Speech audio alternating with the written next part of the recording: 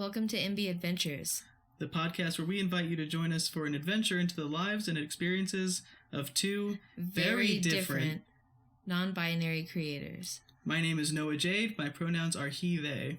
And my name is Bailee Sky, and my pronouns are they, them. Together we make Enby.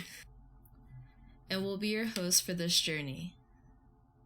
As always, thank you for joining us. And now, let the nonsense commence. P.S. Don't forget to like and subscribe. You did, right?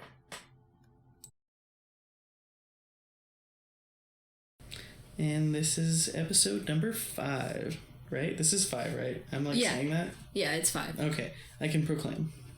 I wrote it down. Thus it was spoken. Thus it shall be. Like amen and amen. Gosh, I used to hate how they would say amen and amen. I don't know why. I was it felt so redundant and unnecessary. Double the Jesus. Double Jesus is too much Jesus on any day for me. I mean, Jesus was a cool dude, so if it had to be anybody, I could rock it with Jesus. It sounds like Jesus could be your beard. I think Jesus is like my hippie gay best friend. He could be chill. Yeah. I've no problems with the Jesus. He was feeding folks and making magic happen. He was a wizard. A lizard. A wizard with a W. I heard lizard and that did not feel proper for Jesus. No. I like how every time you say Jesus, you're like Jesus. Jesus. That Baptist tradition really got into you. It did. I can't even help it. I was a rebel the minute I walked through the door. They looked at me and said, "Get the fuck out." I mean, I was the first one to stop wearing dresses on Sundays. Caused an uproar. I often did show up that way and they would send me away. Well, we got to an age and I finally was I'm not wearing dresses anymore. I'm wearing pants. I'm going to be comfortable at church.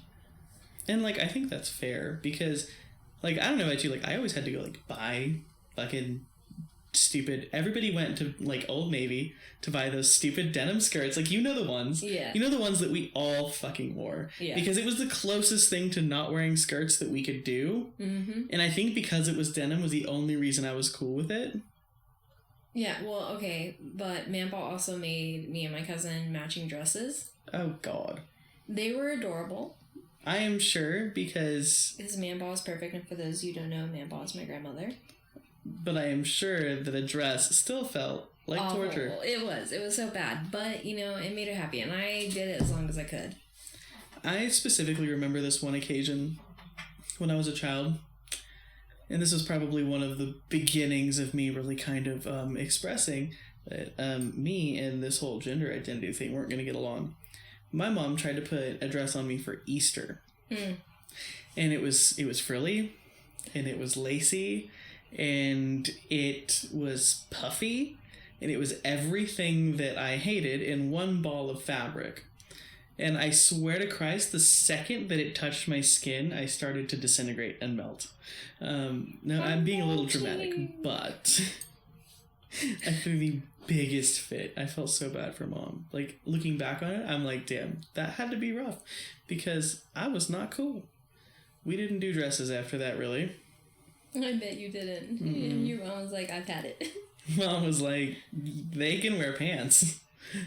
I'm not doing that again. Yeah, it was pretty rough. Noah was a bratty kid is what I'm hearing. Noah was a kid who knew what the fuck they were not okay with. I mean, also fair.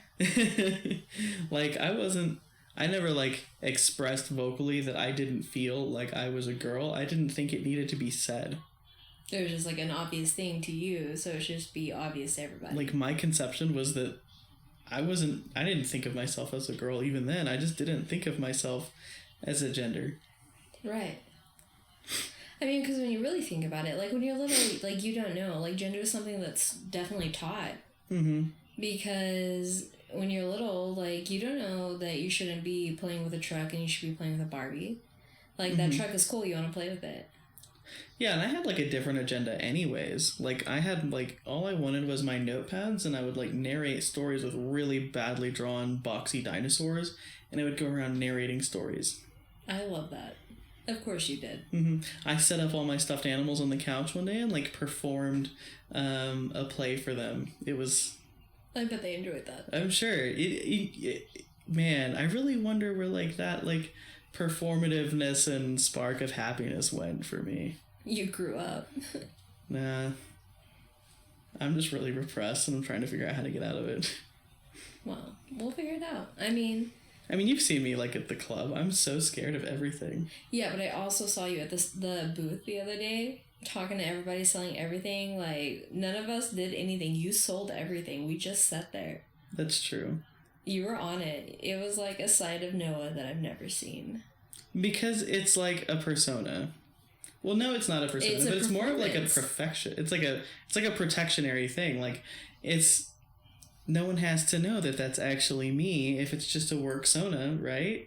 Right, okay, but instance is a performance. So do you think that the way you still have that performance part of you, because it's always going to be a part, and now you use it for protection, and maybe that's why you don't use it in the same ways that you did? I think that it's actually probably closer to my actual personality. But I think I'm very guarded. Yeah. Like, entirely. Oh, yeah. Well, there's gotta be the parts that keep you safe. Like, there's, like, the original OG you in the middle, and all the walls that you built around to protect little you, you know? Right. But I think some of those walls are maybe defective at this point. They're like the Berlin Wall. Like, they're ready to come down, but nobody knows how to knock them down. I don't have a plow. I don't know if you know this, but there's a cute little thing called therapy. It hasn't worked for that.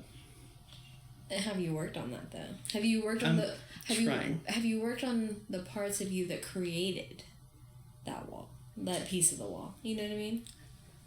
I don't know. I feel like... Have you ever heard of refrigerator buzz depression? No. So it's like the refrigerator is always buzzed, but one day you notice it and you're wondering, wow, has it really been like that this whole fucking time? Right? So sometimes you have depression that's like that, where it's like, you've just kind of always been this fucking way because your whole life you've just felt that depressed. Yeah. So it's just always been in the background, and now that you notice it, you can't stop noticing it. That is such a good way to explain it. Yeah, I saw it on another creator's channel. Like he's a therapist. He look really good stuff. I will like tag his name later or something. I can't remember his name off the top of my head. I'm sorry.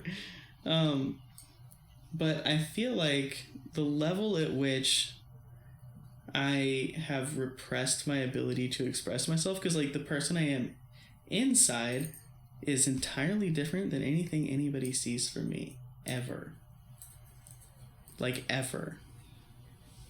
It's weird to know that, because like you all like sometimes I have got like, I think it's so bad that I've done that to the point that I've kind of developed like a weird form of Tourette's, because sometimes I will just say shit and I will just move and I have zero control over it. Like, I'm just broken now. No, you're not broken now. Don't say that. No, well, I feel it sometimes. It's valid to feel that way, but it doesn't mean you are that way. I'm gonna make a great therapist one day. Oh, fuck. Don't fall out of the chair. Unless the client dies by falling out of the chair. Oh, man. So, yeah, no, we got off to a really happy start. Yeah, this was great. Yeah. You're welcome, guys. Well, that does kind of like lead into sort of one of the things we wanted to talk about, which is more early moments that you might recognize looking back that a non-binary identity was likely, or at least maybe there were signs of it that you kind of look back on and kind of think of that now? I mean, looking back, there were so many things. Like, I remember when I was really young, I was probably like 5 or 6, and it was like my very first stepdad, even though I don't know if he was really my stepdad. I just remember him that way. Like, the dude taught me how to tie my shoes. Mm-hmm. And we were digging in the backyard, and I was helping. And he took his shirt off because it was like East Texas, so it's humid, it's hot. Oh, right. And I was like, I want to take my shirt off too, you know, because to me, like, it wasn't a thing. Like, I mean, people could just take their shirts off, like, because, like, he's doing it, so I can do it. How old were you then? Like 5 or 6. So you were like a kid, and you still couldn't then? So I took off my shirt, or I asked him, like, can I take off my shirt too? And he was like, I don't know, it's kind of weird. And I was like, why is it weird? And he was like, because you're a girl. Girls don't take their shirts off. But in you like immediately like, that's bullshit? Yeah, in my head, I'm like thinking, but my chest like looks like yours. Yeah, you're like, what's the difference? Like, yeah. That skin, what is this? And like, I think he could tell that I was upset. So he was like, okay, it's fine. So I took my shirt off. But then I'm immediately thinking now, why is this wrong for me? Right, and so then I start to feel wrong about it. Oh, that sucks. It does. So I put my shirt, like, almost right back on. Damn, because so you, like, immediately had a complex now. Yeah, so, because he, like, put it in my head. Like, whatever it is, I mean, because, like, whatever it is about being a girl that makes this wrong for me. Right, and I mean, it's not like he didn't see me as, like, a baby and change my diapers and wipe my butt, like... Yeah. So I was a weird, you know, like... Because society says it's weird. Yeah. That's the only reason. It was crap. I just wanted to dig without my shirt. I honestly ran around shirtless all the time. Until puberty. Like, I did not give a shit. And nor did anyone really stop me. Like, so the specific story that I can, like, think back on that I remember the most, I was maybe 9, maybe 10, and I was in Kentucky with my dad and stepmom for the summer. Like, that's how we used to do the whole thing, and my cousins would come over, and we would have, like, pool days, but I was always, like, no shirt, no shoes, I just had my, like, my swim shorts on, and yes, they were swim shorts, like, I just looked like a little boy with long hair. Which is kind of common anyways. Yeah. Like, nobody cared. I'm pretty sure none of my cousins really thought of me as a girl. I didn't really think of me as a girl. I didn't really think of me as anything. You just were. I was existing. It was no problem. But I do remember that was the last summer that was okay. Oh. And then after that it wasn't. Because I started hitting puberty. Right? And there wasn't much there, but literally the existence of anything being there, I lost my shit over it. Like, immediate gender dysphoria. Like, I didn't really have a conceptualization of gender per se, but I knew that I didn't want these on me. Right. Like, immediately. I was like, get them off. I actually remember considering, like, well, what if I just cut them? What if I just cut them off? You would be fine. Thankfully, I didn't do that. Oh, yeah, thankfully. Jeez. Yeah, it was definitely a thought, though. Right. Like, I considered it. I also ace bandages. I did that. Not for very long, because it did hurt really bad, and I have asthma, so... Yeah. That kind of saved me there. Yeah. But then they grew more, and I got to the point where I would wear, like, 2 to 3 sports bras, and I would wear two compression shirts as well. Basically, I was makeshifting a binder. Right. Did not realize that that's what I was doing, but I knew that I didn't want them to be visible, and that it made me uncomfortable if they were to be able to move. Right. And I was athletic, and I liked to play sports, so that was going to get strapped down. Yeah. So... And if we're just being honest, it hurts when they bounce around anyways. It's not a comfortable feeling. It does. I mean, I really can't feel them. Like, I really don't have a lot of, like, I don't know why. I mean, I tried to pierce my nipples at one point, and I think I screwed something up, but I've really never had much feeling. Did you hear about that person who had surgery and I'm assuming that it was top surgery, right? Just because of how the story goes. But, like, they do it, and they, you know, like, they detach the nipples and, like, re-put them back on. Mm-hmm. And they had both their nipples pierced, and they were supposed to be going horizontal, and, like, they had even talked about it, but when they sewed them back on, one was horizontal and one was vertical. God, that sucks. You know, I mean, worse things have happened. Yeah. That'd be so annoying. You had one job, bro. Well, there's a lot of jobs in there. You know, I didn't know this. They actually, like, sit you up partway through the surgery. What? Yeah, I didn't know this. Like, because I got my consultation email information, and I had to watch, like, a video answering a whole bunch of stuff, and they kind of go through the procedure. Yeah, there's a point in the surgery where they sit you up to make sure everything is, like, aligned correctly, make sure they've got everything where they want it, and then they lay you back down and they finish up, do the sculpting part. I mean, it makes sense. Good for you, though. Like, do that, because you don't want people, like, loppy. Mm-hmm. That would be wild. Yeah, like, I'm pretty excited. I hope that goes well. I've been trying to, like, lose weight and get in better shape so that I have better results. I just hate that it's going to be, like, I already know it's going to be so long before I can get it done. And it's, like, something that I've definitely wanted. Like, I have been talking about this, like, even before I came out as non-binary. Like, that I wanted top surgery. Like, yeah. I don't understand why anyone cares. They're heavy. Just let us have it. Let it be free. Like, or at least cheaper. You know, like, what is the point in blocking people from being able to do it? What is so different about removing your chest and masculinizing it versus breast implants? I mean, but also, like, there's plenty of women who have reductions because it's bad for your back. Can that just be my excuse? Would my insurance cover it? My back is messing up because these things need to go. Well, you don't know. I mean, your insurance might cover it. What's your insurance? I don't know. It goes into effect at, like, the end of the month. Oh, well, call them. Ask them what is covered. Have them explain each different thing. And then you can even talk to different surgeons and ask, like, do you take this? Somebody please take my insurance. I found someone that takes mine, as long as laws don't change to prevent that by the time we get there. Right. It's part of why we're starting our business, so that we can, like, make enough money that we can support ourselves, as well as have that extra money just in case I can't get it covered by insurance. Right. Well, when you make it big, you start giving people, I don't know, freaking scholarships. I don't know what to call it. Scholarships. No, we want to give people, I guess they would be grants, or yeah, we want to give people grants to help get top surgery. Yeah, well, I'm signing up.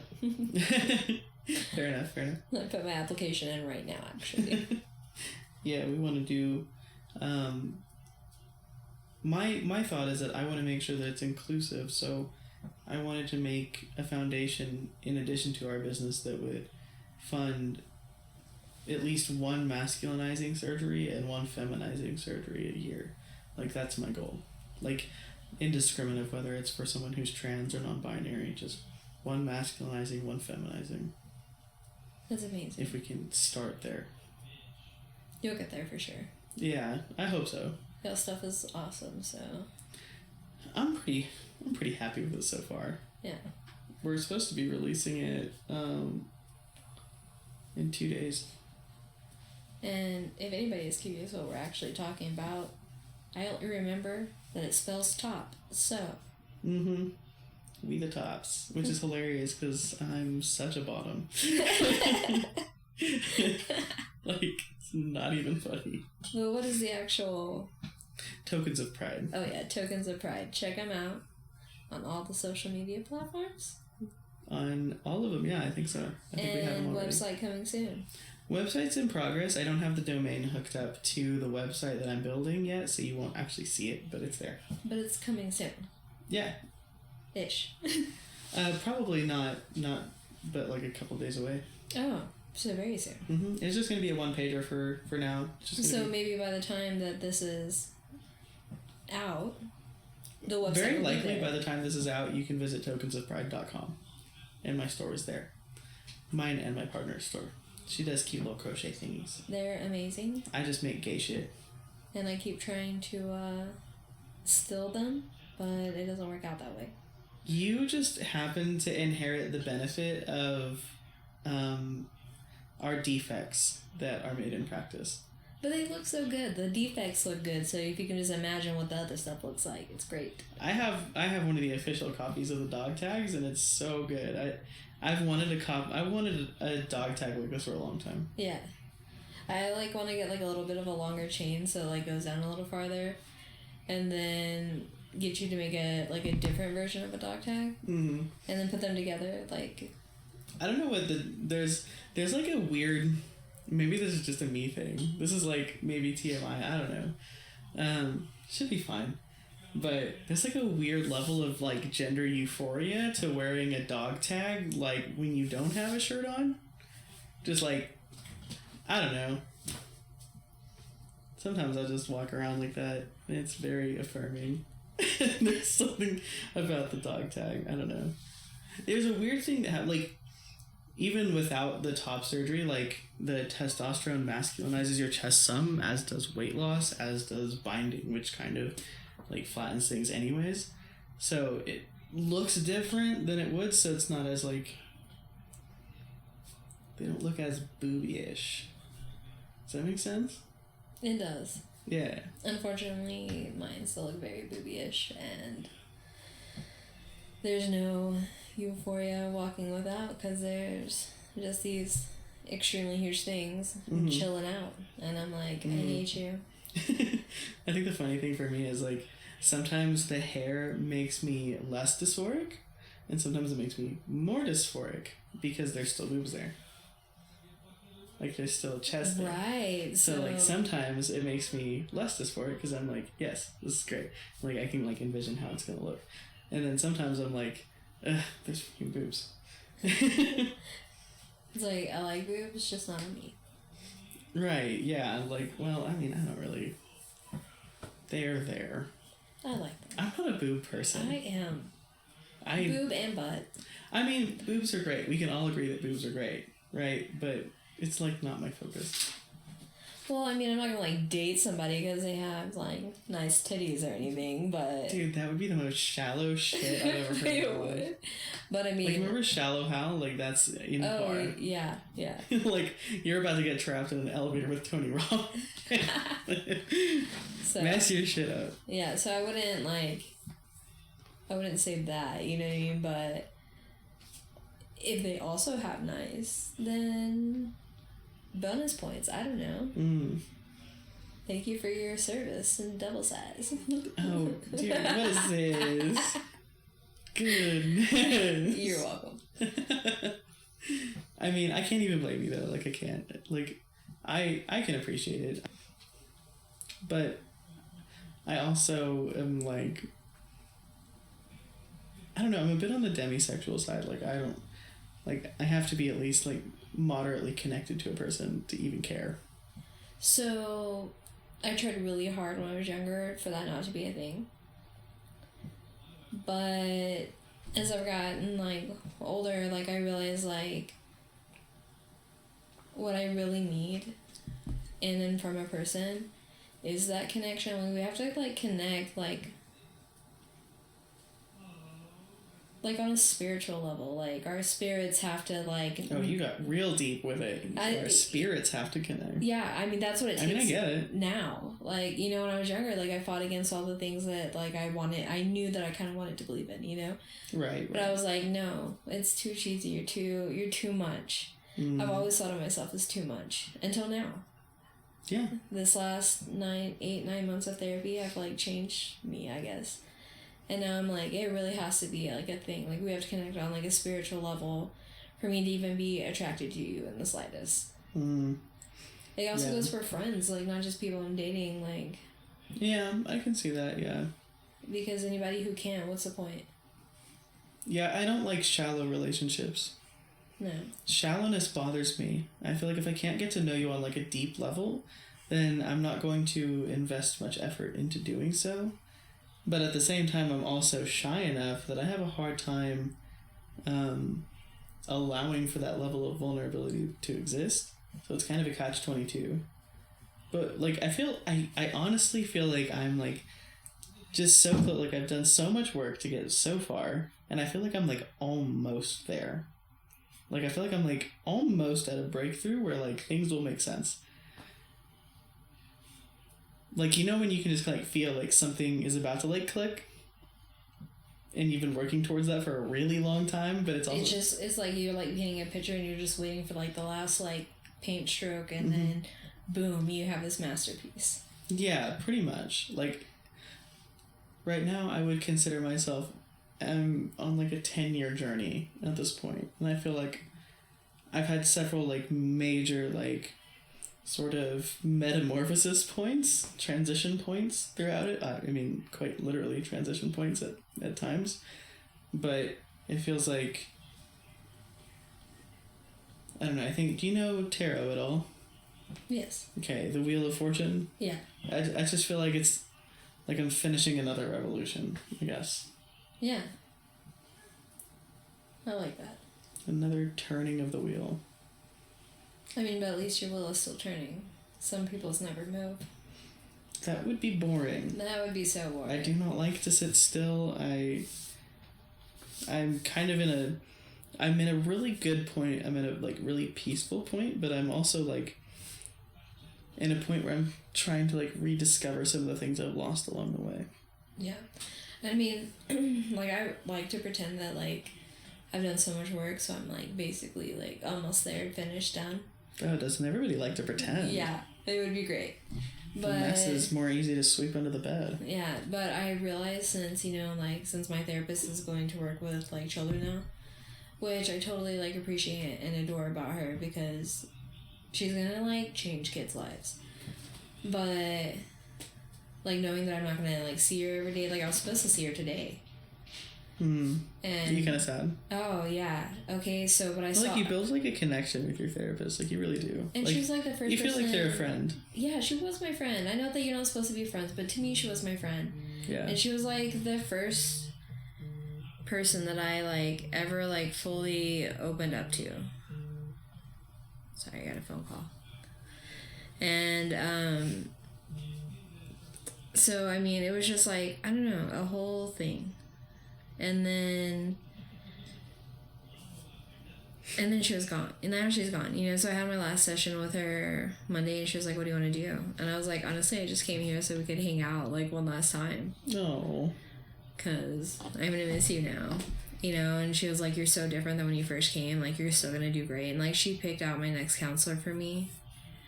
And, like, I don't know. I think that this other lady will be really good.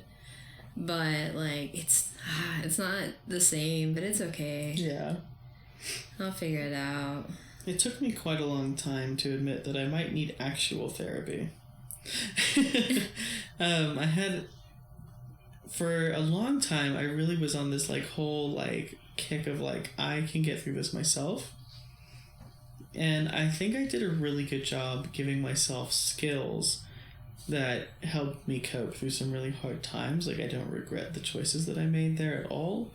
As cheesy as, like, the whole ultra self-help personal development stuff can be, like, it helped me a lot. It still kind of does. But I definitely was trying to use it as a way to skip therapy, and, that stuff doesn't heal trauma. No. As helpful as it can be if you are already in a good place, it doesn't heal trauma, and it doesn't stop things like suicidal ideation. So you have to deal with that first, and that was a rough place to get to realize. Yeah. Yeah, and unfortunately, I hate dealing with that part, because this week, like, I kind of got triggered at work. I've just kind of been struggling because, you know, my pronouns are not being used right, and it kind of, like, makes me feel defeated sometimes. Yeah, and I get that.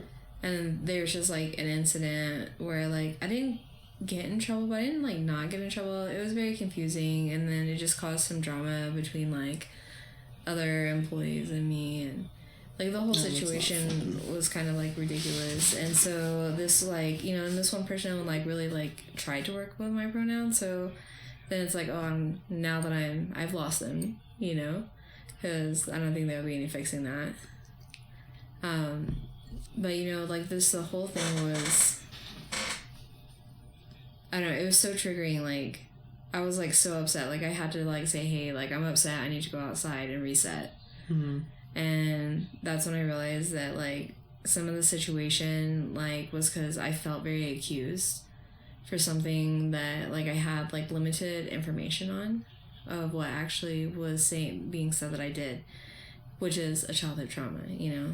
Mm-hmm. And because I had kind of been thinking, like, well, now that I don't have my therapist, I'll just, like, not ever go to that new lady. I'll just quit. Nope. Yeah, no, I know you were thinking that. And I was over here like, no, please don't do that. Please don't do that. Yeah, that showed that I can't. And that's not a bad thing. I think it is perfectly normal to be in therapy. I remember this one quote that, like, stuck out with me, and I'm going to butcher it for sure. But it was basically, like, it is not a sign of mental well-being to fully adjust to a sick society. Like, and our society's pretty messed up, so it's pretty normal to have issues. Yeah. Like, how many people, like, if you went through abuse and neglect, like, period, you're going to have trouble. Like, the science just shows that, like, you're gonna have shit. Yeah. Everybody deserves a chance to get through that. They do, and that's why healthcare like that should be free. I think all healthcare should be. I mean, I know, but even if it was not free, or, like, something that was just part of our taxes, you know, like, yeah, obviously we have to pay for it to exist, yeah. You know, the system. But I do think it's a human right. If we were only gonna get one, I kind of wish it was mental health. Man, I don't know. That's really tough to say, because, like, speaking from the experience of having been a medical patient my entire life, I grew up poor enough that I had to steal inhalers to survive. I was a child.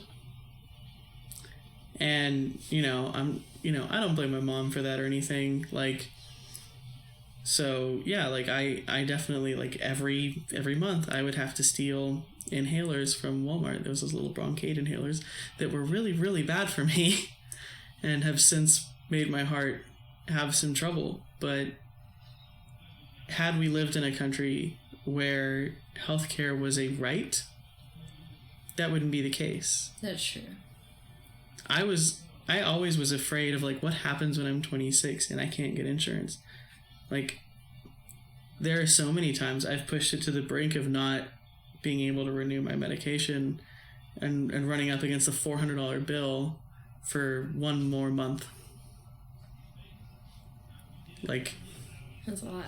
It's a lot. And I try not to think about how many times I've pushed it close to death.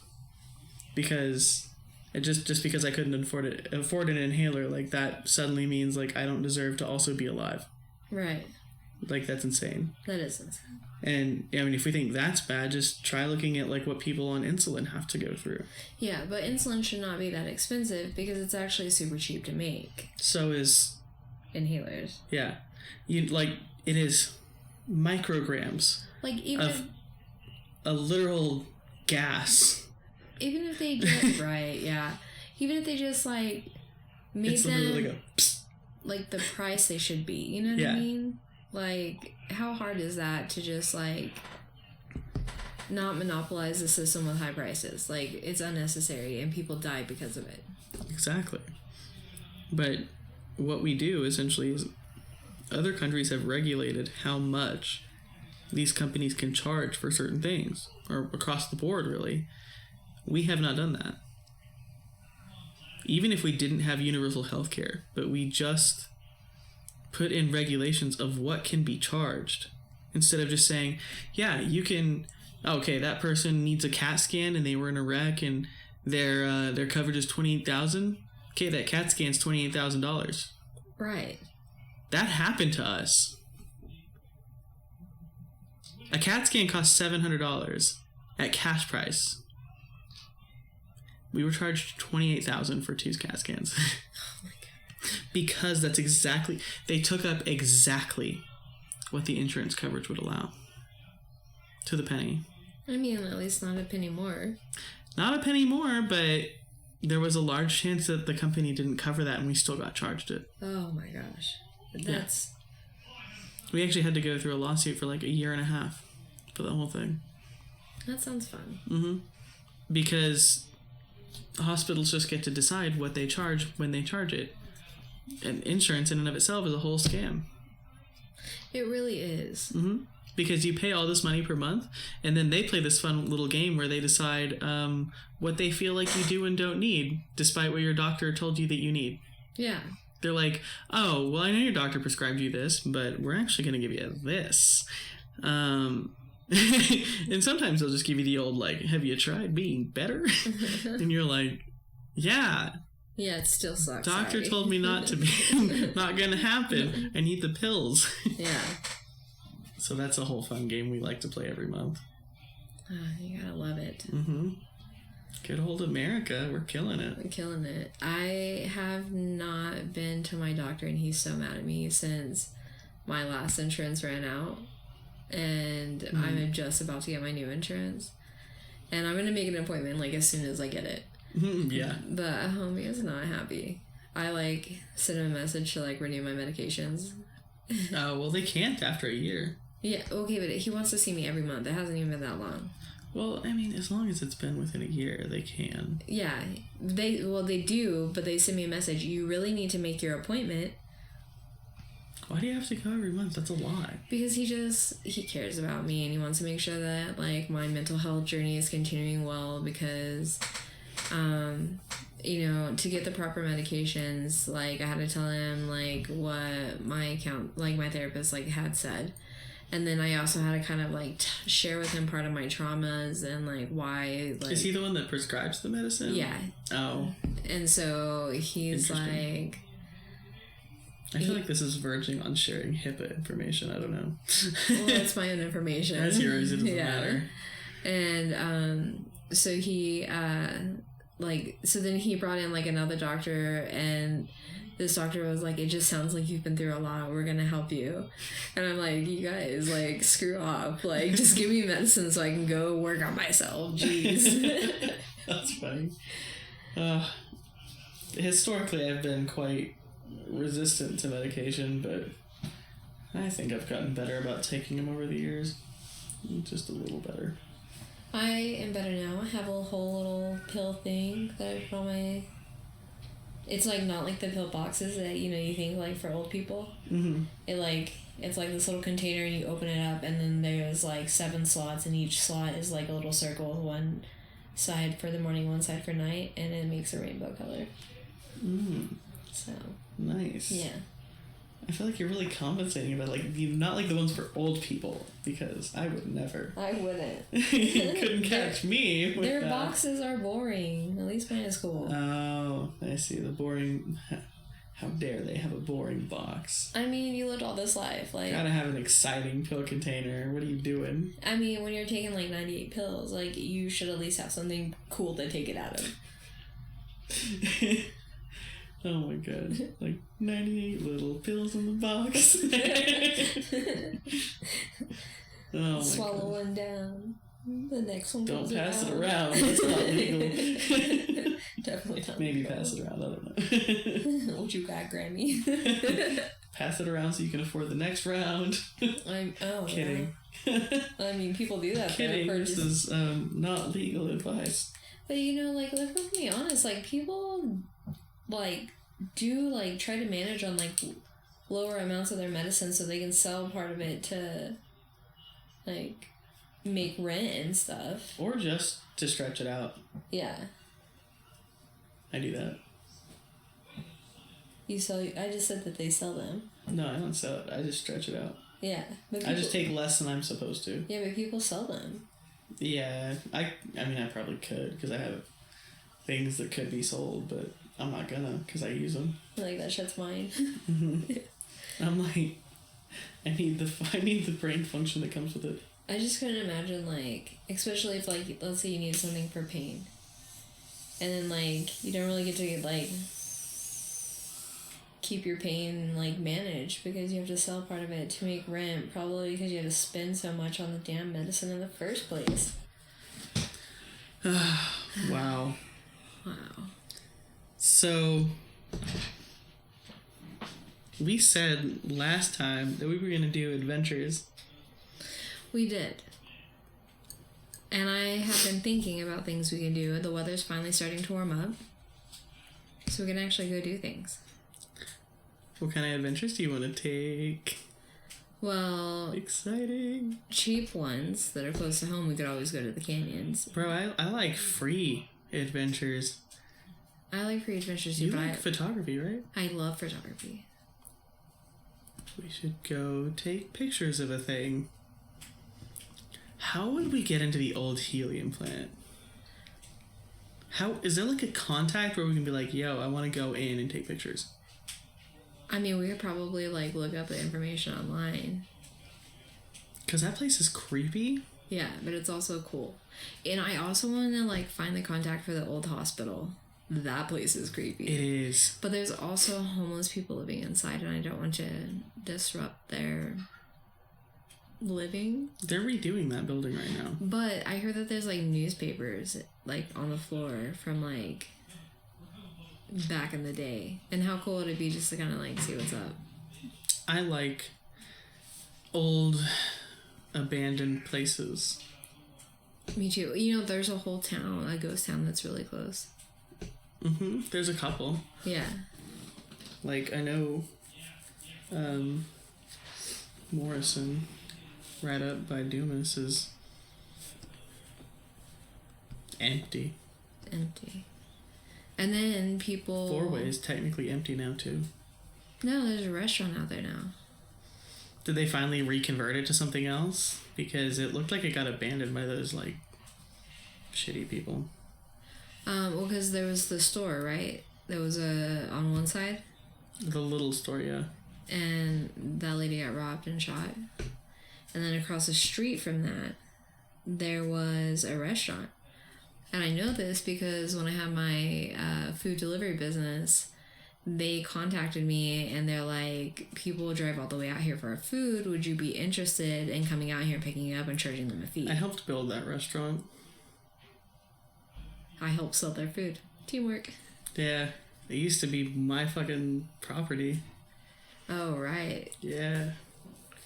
The boxcar and all. I love that place. Yeah. That... I wanted to turn into... A boxcar kit? Tell me yes, please. No, I wanted to turn it into a four-wheel track. Oh, okay. Four-wheel and dirt bike track. I was just still on the boxcar. Yeah, I know. Because I used to read those books. Mm-hmm. My favorite building out there was the Crow's Nest building. It's that one that had the rail all the way around and then the peak up top where you could sit and watch the sunset. Of course. It was really nice. I would go. But that building was weird because it had like two sides, and one side was like a weird locker room vibe, and the other side was like an office. What was going on there? I do not know. My grandfather was an insane man. Fair. I mean, how many different colors could you put on that concrete? How many colors? A lot. I mean, my gosh. Ooh, it's like a color palette threw up. Then I kind of want to, like, sneak out to my farm and see if they destroyed my house. I don't think anything is being done with my ranch. Although I tend not to want to go anywhere near it. But it does make for good pictures. Okay, so ghost towns, abandoned stuff. I still want to go to the canyons, though. Canyons, the bluff. I've never been to the bluff. It's nice. It's cute. I like the cows. There's cows up there. I like cows. That is the most Texas thing. Like, oh yeah, we're gonna go hiking. Oh yeah, there's cows out here. Just chilling. I had a pet cow named Peanut once. Well, it was a steer. I did not have any pet cows. I mean, there was a cycle of cows. I mean, we also had a cycle of cows, but I, like, had one cow that I saved. It was a bull, and then we made it a steer. None of that was my choice, but whatevs. But, like, because, you know, the feedlots, they give, like, all the female cows, birth control and basically, like, an abortion shot. Ooh, but sometimes they're too far along, so they end up, like, having the calf anyways. But they just throw the calves out to die. And, which I feel like is dumb. They could have sold them, you know, but whatever. So I would go and rescue them. And, you know, a lot of them would die because, you know, the shot stuff got into them. But I saved some. I had peanut butter and jelly, and then jelly died. So I had another jelly, and jelly died, and then another. And then I was like, okay, maybe it's jelly is cursed. I'm going to name it Jam. Jam died too. Oh, God.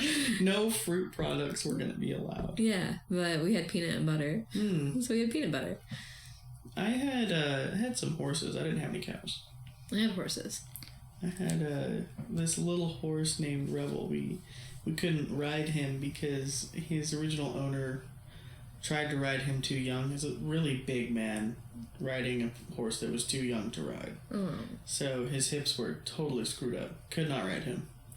But, yeah, I would just go out there and I'd pet him and brush him, and if I'd walk around, he'd walk behind me, and then he'd, like, catch up and he'd rest his head on my shoulder. Oh, that is adorable. They're just like big dogs, man. They really are. They're cute. Yeah, and then one day I showed up and he was gone. Oh, no. Yeah, no one even told me. So my mom told me we could either eat or sell Peanut. Ooh. Yeah. And I was like, okay, neither. You're like, I'm not cool with this. Yeah, but like if I had, but I had to pick. Well, I'm not gonna eat him. He's like my baby. So I was like, sell him, but then I was convinced that like she really didn't sell him, that she killed him, and so then I became a vegetarian for a long time because I did not want to take the chance of eating Peanut. Yeah. Yeah, like I have to make sure we get to the current stock in the fridge. Yeah, I cannot.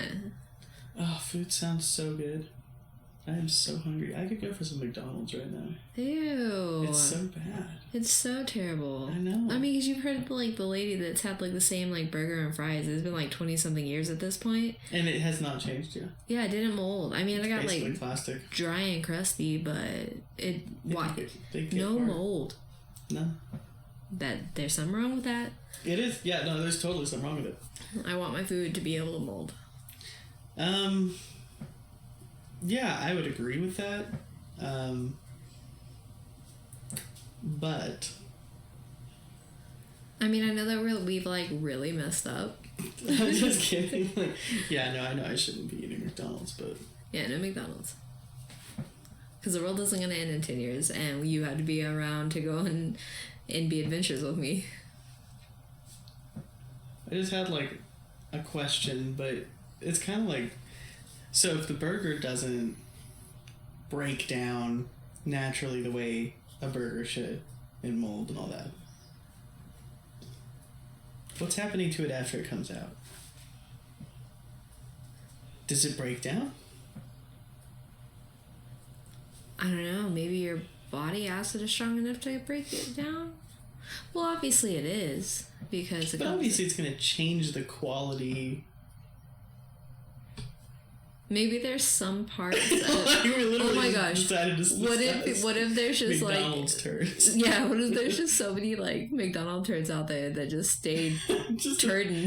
That's the trash island in the middle of the ocean. It's just McDonald's turds. Oh, that's a perspective I didn't need. Yeah, me either. Oh, God. That's terrible. Mm-hmm. I am hungry, though. Well, I think we should wrap this up so you can eat and so I can go home and go to sleep since it's almost midnight. Yeah, we have been recording for about an hour. Of course we have. Oh, yeah, once we get to talking, we say shit. Lots of shit. Literal shit. Continues to shit. Oh my god. Okay, anyways. This has been another lovely and charming Enby Adventures podcast. Numero 5. Numero 5 and like Cinco? Cinco. Jesus Christ, I can't be trusted. Memory of a goldfish. I heard goldfishes actually have longer memories than we think. I apparently am just hungry again because I was like, why are you about to comment on like what goldfish tastes like? That feels fucked up. Some people have pet goldfish. Oh my gosh. Yeah, apparently we need to end this, yeah. Yeah, we do. Yeah. Well, thank you all for joining us for another episode of Enby Adventures. It's been chill. It's been different. It is a little different. I kind of like it. I kind of like it too. I got to use my tiny microphone. I'm good with that. Well, good night, everyone. Thanks for joining. Or good morning, depending on when you watch this. Or good afternoon.